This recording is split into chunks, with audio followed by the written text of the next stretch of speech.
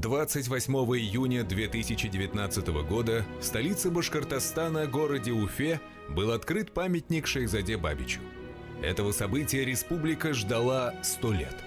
С самого момента его трагической гибели в марте 1919 года. Подлинная история поэта, являвшегося участником и певцом башкирской автономии, была крайне неудобна для официоза советского и постсоветского периода. Поэтому его биография подавалась в искаженном виде, а поэтическое наследие цензурировалось и публиковалось со значительными купюрами.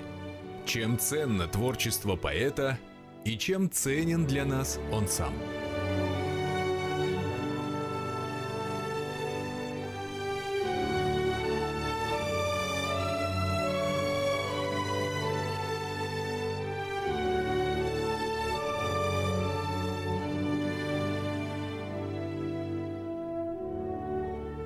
Шейхзада Бабич представлял собой живую иллюстрацию известной максимы Евтушенко. Поэт в России больше, чем поэт. В ней суждено поэтами рождаться лишь тем, в ком бродит дух гражданства. Однако следует признать, что далеко не всех поэтов дух гражданства привел к мученической казни, а затем поднял на пьедестал национального символа целого народа. Следовательно, поэт поэту рознь, у каждого свой путь, предопределенный провидением. Шейхзада Бабич родился 2 января 1895 года в селе Осяново современного Дюртюлинского района Республики Башкортостан. Однако не оно являлось родовым гнездом семьи Бабичевых, куда отец Шейхзады Мухаммад Закир был определен указанным имамом в 1888 году и где увидел свет сам Шейхзада. Родиной предков поэта был аул Кигазы-Тамак, нынешнего Мишкинского района Башкортостана. Я сам родом из села Кигазы-Тамака, Мишкинского района. Это село считается родословным, так скажем, селом семьи фамилии Бабичевых. Практически в этом селе большинство носит эту фамилию. Эта фамилия, она возникла от имени башкира вотчинника Бабич по-башкирски. Значит, от него пошло наше родословное. Этот род, он один из таких крупных образований рода Канглы. В 1910 году 15-летним долговязым юношей Шейхзада Бабич уходит в Тургайские степи, чтобы самостоятельно зарабатывать на жизнь, обучая казахских детей грамоте. К этому его толкала отнюдь не материальная нужда, а желание утвердиться в собственных глазах. Но и там он не находит успокоения, ведь добывание хлеба насущного само по себе не способно закрыть зияющей пустоты в душе. Ах, куда девалась радость улетучившихся дней! 200 месяцев минуло жизни горестной моей. Лишь подростком стал и сразу солнце жизни потерял. В дни последние лишь месяц свет ущербный мне вверял. В следующем 1911 году он поступает в уфимское медресе Алия, что значит «высшее», именуемое в просторечии Галия. Здесь шакирт, то есть студент Шейхзада Бабич, окунается в атмосферу местной писательской среды, и душевные муки на время утихают. Бабич публикуется на страницах мусульманской периодики. Со временем у него вырабатывается индивидуальный поэтический слог, формируется собственный круг тем и образов. В 1914 году увидело свет стихотворение «Моему народу», которое ознаменовало творческий и экзистенциальный поворот в новой жизни, смыслом которой он объявил «служение народу». Поэт дает клятву, которую будет свято соблюдать до своего последнего вздоха. «Клянусь своею юною порою золотою, и кровью своей и сердцем клянусь, коль в мире крутом я чего-нибудь стою, я буду с народом, с ним прахом сольюсь». Вплоть до Первой мировой войны очень сильна была инерция еще старотюркской традиции, то есть люди писали арузом, люди писали газели, рубаи и так далее, то есть поэзия была прежде всего абсолютно такая традиционная, в традиционных размерах, в традиционных поэтических фигурах и так далее. И Бабич фактически выступает создателем современного башкирского поэтического языка. Бабич не отказывается и от прежних форм и размеров, от присущего средневековой тюрко-мусульманской литературе образного ряда, подчеркнутого из суфийской традиции. Однако старое стремительно уступает место новому. Он же ввел в арсенал башкирской литературы фольклорные жанры и фольклорные размеры. Он же начал писать на живом разговорном языке. И он же, собственно, отказался во многом, деконструировал приемы традиционной поэтики, то есть вместо того, что пряталось за традиционными образами, за традиционными фигурами, он начал вводить живые реальные человеческие чувства, живое реальное мирское, скажем так, содержание, и, соответственно, придал башкирской поэзии тот формат и то звучание, которое мы знаем сегодня. Первая русская революция 1905-1907 годов всколыхнула всю Россию, вырвав народные массы из вековой летаргии. В национальных окраинах, боровшихся за равноправие с великороссами, обострился интерес к собственным историческим корням. В 1908 году был опубликован труд башкирского историка Мурада Рамзи «Талфик ал-Ахбар», посвященный общетюркской истории. А в 1910 году «История башкир» Мунира Хадыева.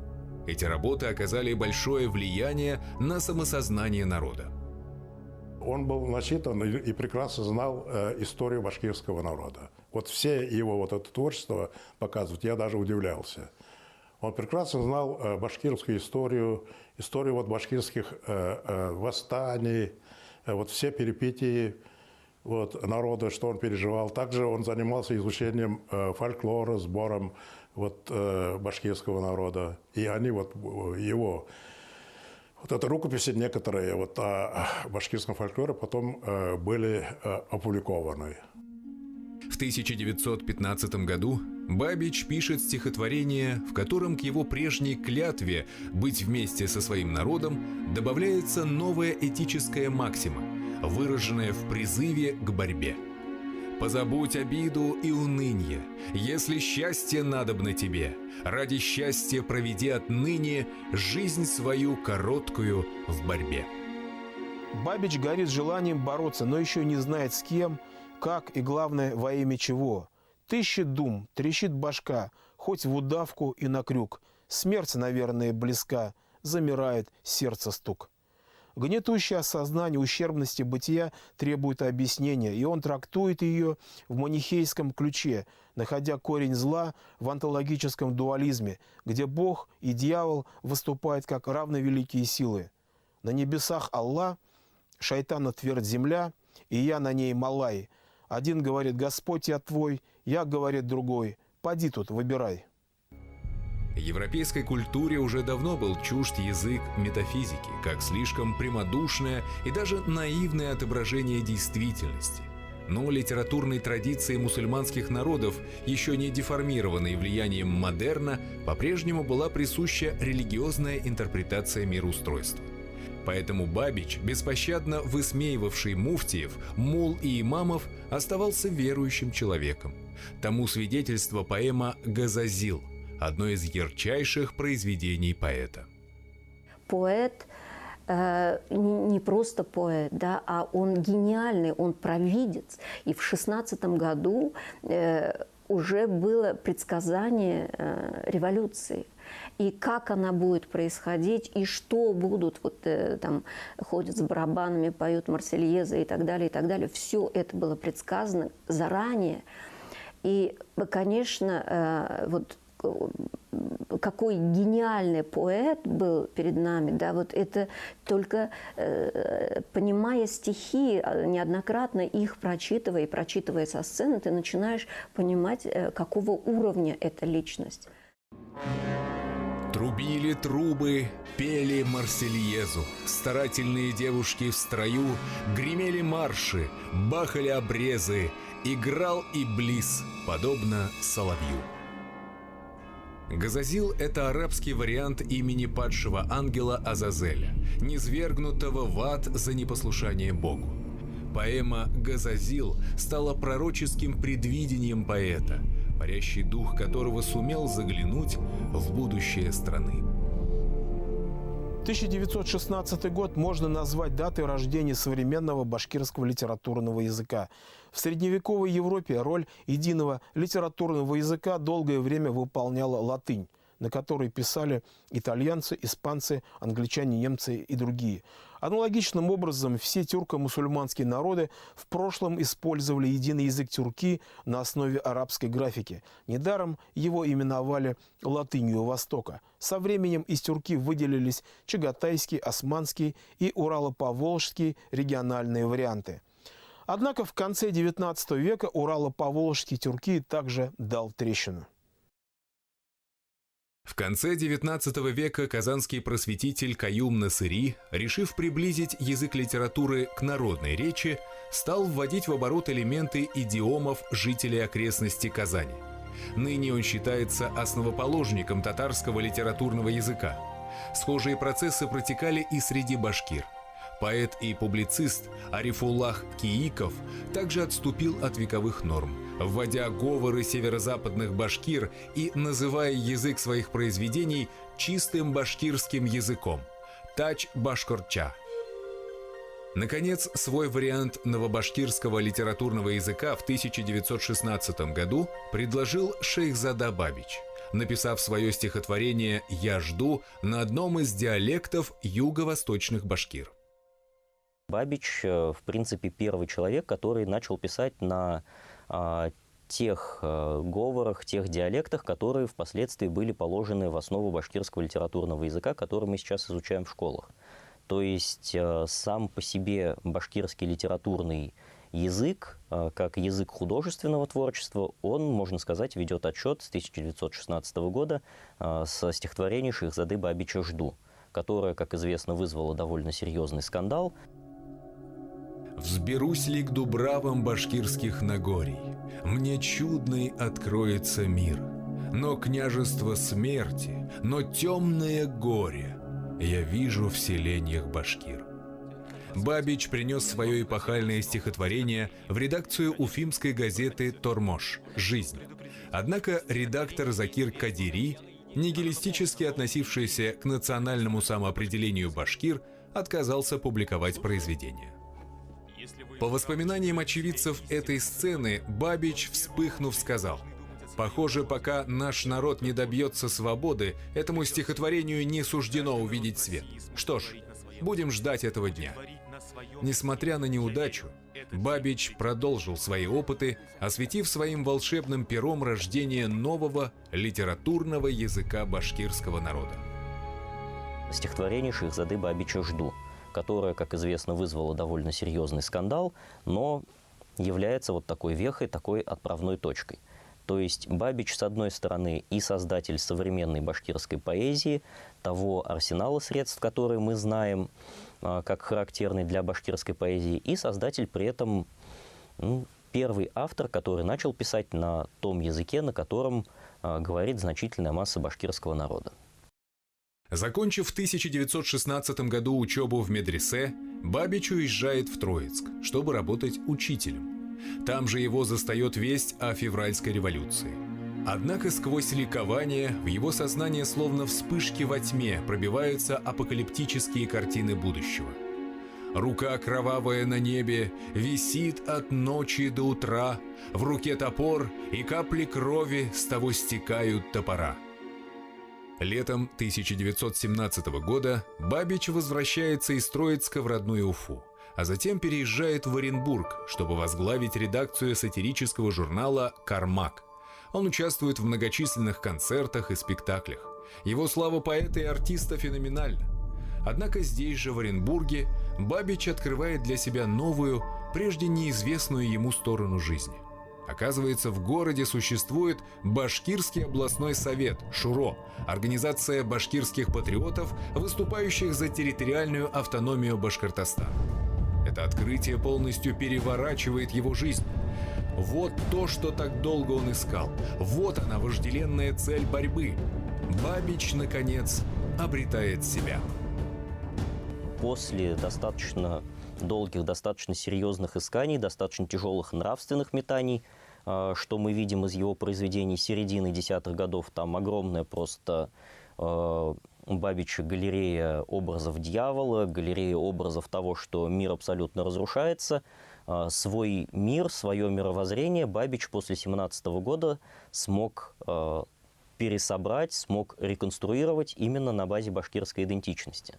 То есть в тот момент, когда Бабич становится певцом башкирской автономии, в тот момент, когда Бабич становится выразителем идей башкирского национального самоопределения, в его творчестве наступает, с одной стороны, и определенное успокоение, то есть появляются светлые краски, появляется устремленность в будущее, а с другой стороны, оно приобретает такую целостность и художественную завершенность. В августе 1917 года на втором Курултае башкирского народа, проходившем в Уфе, Бабич был избран в состав башкирского шуро. Осенью проходили выборы в учредительное собрание, которое должно было определить будущее России. Свои кандидатуры выдвинули лидеры башкир, шедшие по списку номер 9 – башкиры-федералисты. Зная, насколько действенно для башкир поэтическое слово, Бабич сочинил стихотворение «Обращение». «Голосуйте за список номер 9», которое было написано на том же языке, что и прошлогоднее стихотворение «Я жду». И Гарифулла Кииков, и Шехзада Бабич придерживались примерно одинаковой позиции, но дело в том, что Бабич, помимо всего прочего, он был представителем уже следующего после Гарифуллы Киикова поколения, и Бабич был в большей степени, не сказать, что оторван от традиции, но Бабич был более независим от той традиции литературного языка, в рамках которой творил Гарифулла Кииков. Соответственно, Бабич был несколько смелее. Плюс к тому, опять же, начало 20 века – это пора такого романтического национализма, когда вслед за национальным самоопределением, то есть вслед за представлением о том, что определенный народ есть нация с политической субъектностью, начинается еще и поиск своего чистого языка. То есть если для Гарифуллы Киикова тот язык, на котором он писал, был таш-башкирча как данность, то для Бабича чистый башкирский язык, настоящий башкирский язык был еще и предметом в определенной мере исканий. И Бабич нашел его в пределах своего мировоззрения, в пределах своего поиска, вот в языке южных и восточных башкир. Большевики понимали, что учредительное собрание может выбить почву из-под их ног. Поэтому решили предотвратить возможные риски, захватив власть в собственные руки. Они совершили переворот, свергнув Временное правительство. В ответ на это 11 ноября 1917 года башкирское шуро издает фарман номер 1, в котором излагает свое политическое кредо.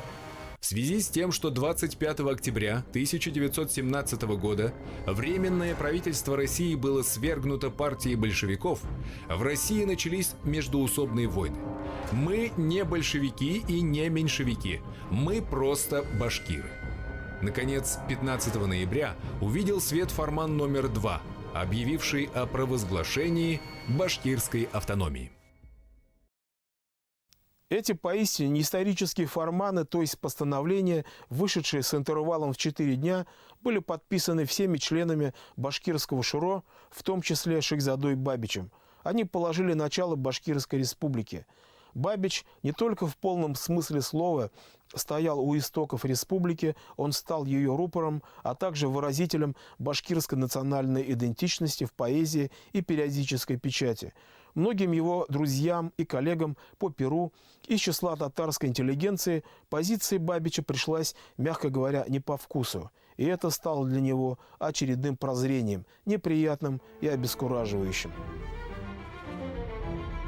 По наущению татарских коммунистов Оренбурга 16 февраля 1918 года башкирское правительство было обвинено в контрреволюции и арестовано губернским комиссаром Самуилом Цвилингом. В числе арестантов оказался Шехзада Бабич. Одновременно в буржуазной татарской прессе развернулась пропагандистская кампания по дискредитации башкирского национального движения. В периодической тюркоязычной печати и зачастую и в татарских газетах появлялись статьи, которые очерняли башкирское национальное движение. Поэтому они поняли, что есть потребность издавать свою газету, то есть доносить свои взгляды без искажений. И на страницах некоторых журналов и газет появляются материалы, в которых критикуется неправильное освещение истории башкирского национального движения. 18 июля 1918 года на страницах газеты «Башкорт», главного печатного органа башкирского правительства, Бабич дает резкую отповедь шовинистическим публикациям некоторых изданий. Спасибо вам. Каждая ваша грязная статейка придает нам свежести, сил. Каждое ваше действие делает башкира башкиром, укрепляет его, сплачивает. И теперь уясните для себя. Устраивать с вами перебранки считаем низостью для его величества башкирского сердца. Осенью того же 1918 года выходит в свет его первый поэтический сборник «Молодой Башкортостан», в который вошли самые пронзительные стихи Бабича, ставшие выражением его окончательного жизненного кредо и ярчайшей манифестацией национального духа башкир. Он написал самые лучшие вот эти стихи про Башкортостан. Также «Львы жаждут мщения, если враг их землю топчет и тиранит». Вот он так прям пишет о Башкире. Здесь родился и увидел мир лев по имени Башкир. И так далее. О Салавате Юлаеве, у него какой он стихотворение написал. «Салават наш, как Урал, никогда не умирал. Кровь его зовет живым, мы ее не оскверним». Кто мог вот так написать? Только Шахзода Бабич. Вот. А Кураи. То есть это же святые вещи для башкир. Львы уральские свой край не дадут топтать врагам. Кровь башкирская взыграй, силу дай своим сынам. Не раздавит супостат дух башкир. Под каблуком он вовек не будет смят, разгоревшись раз огнем. Цветоносный дивный стан, светоч наш, Башкортостан, постигал здесь бренный мир, лев по имени Башкир. Стихи Бабича расходятся по всем фронтам, на которых сражались башкирские полки. Со словами его бессмертной лиры на устах, солдаты башкирской армии смело идут в бой, вдохновленные идеей национального самоопределения. Сам поэт занят уже не столько творчеством, сколько организацией новых войсковых подразделений. Он разъезжает по разным уголкам Башкирии и своими пламенными речами призывает молодежь вступать в ряды войск, вдохновляет добровольцев. Он также редактирует газету «Башкорт» и вестник башкирского правительства, пишет листовки и прокламации. Между тем, период нахождения башкирского правительства и башкирского войска в антибольшевистском лагере подходил к концу. Перелом в настроениях демократического крыла белого движения произошел после переворота, совершенного адмиралом Колчаком. В этих условиях лидеры башкир во главе с Ахмедзаки Валиди после предварительных переговоров принимают решение о переходе на сторону советской власти. Многие солдаты и офицеры восприняли данное решение неоднозначно. Еще вчера они смотрели на красноармейцев только сквозь прицелы своих винтовок и пулеметов, а теперь им предлагалось заключать с ними союз. В этот критический момент Бабич обращается к башкирскому народу со своим стихотворением, в котором рассказывает о трудном пути автономии и причинах, побудивших сделать тяжелый выбор в пользу Советов. «Народ мой, в крутое мгновенье к тебе обращаюсь с письмом. Коль скажут «Заки, мол, изменник», не верь, если здрав ты умом. Он верен башкирскому стягу и вас не предаст никогда. Целуя Коран, дал присягу быть верным народу всегда».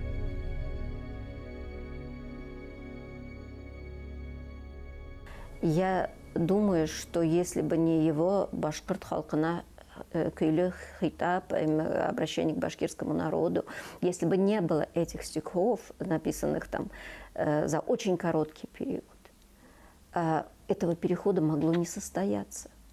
То есть роль его, ну, это трудно переоценить. Это одна из главных ролей. Он как полководец был. Да? Он только идеолог, конечно. Он не с шашкой, не с саблей наголо шел. Но именно ему верил народ. Переход башкир на сторону советской власти имел огромное историческое значение. Именно после этого Башкирская республика, провозглашенная в 1917 году, была официально признана правительством Советской Республики. И именно с этого момента начался процесс федерализации России. Бабич, шедший впереди подобно Горьковскому Данко и своим пылающим сердцем освещавший путь своему народу, заплатил за это жизнью. В этом есть правда какая-то, вот страшная какая-то правда. Да, человек, поэт, да, который вел народ, он первый приносит себя в жертву. У башкир это национальный, наверное, признак какой-то, да, за стихотворным текстом он идет за какой-то высшей духовностью, высшей идеей, да, и вот тема Урал-Батыра, да, тема Салавата, и тема Бабича – это вот одной категории вещи, да, когда герой идет на самопожертвование ради свободы своего народа, да, за ним идут, да, ему верят, и да, у него нет хода назад.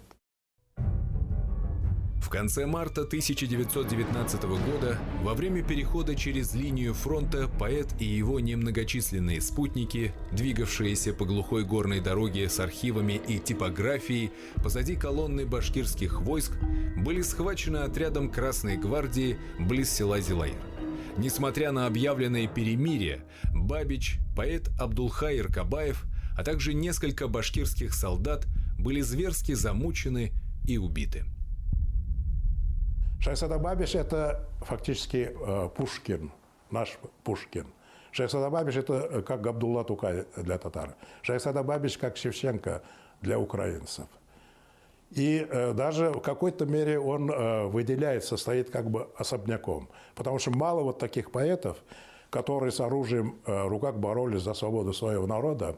И, естественно, надо принять меры и для увековечения памяти Шайхзада Бабича. Потому что это непростительно, это позорное явление. Вот то, что вот башкирский народ до сих пор не сумел вот дать должное вот этой личности. Читайте историю нашу, поймете, мы правды борцы. За волю дрались не однажды, с царем наши деды, отцы.